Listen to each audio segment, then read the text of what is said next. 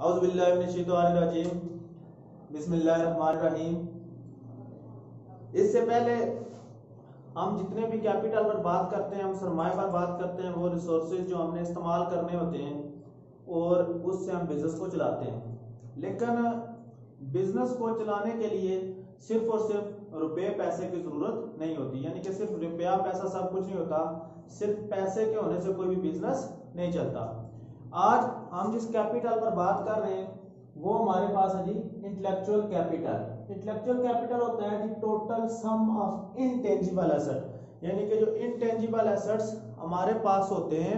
Intangible asset वो asset जिनको हम देख नहीं सकते, जिनको हम छू नहीं सकते, वो एसेट सब का जो मजमूआ होता है वो हमारे पास होता है इनटेंजिबल एसेट।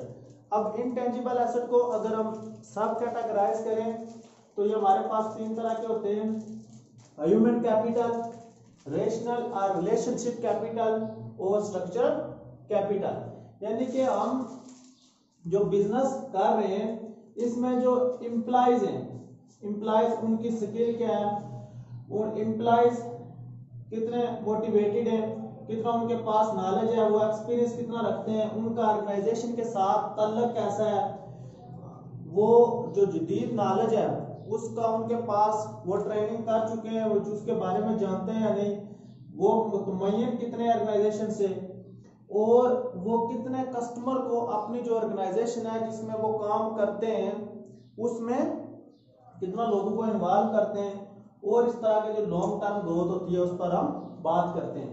रिलेशनशिप कैपिटल में है कि ऑर्गेनाइजेशन का अपने जो इन्वेस्टर हैं, जिन लोगों ने कैपिटल में इन्वेस्ट किया हुआ बिजनेस में, उनके साथ ताल्लुक कैसा है, वो लॉन्ग रन चलेंगे या के नहीं।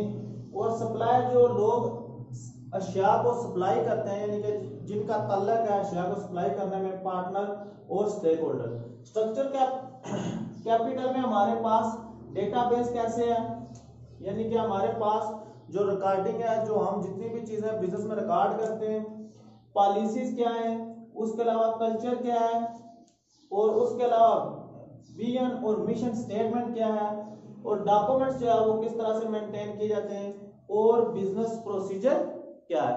ये शॉर्टली हमारे पास इंटेलेक्चुअल कैपिटल जो है वो इसकी डेफिनेशन है।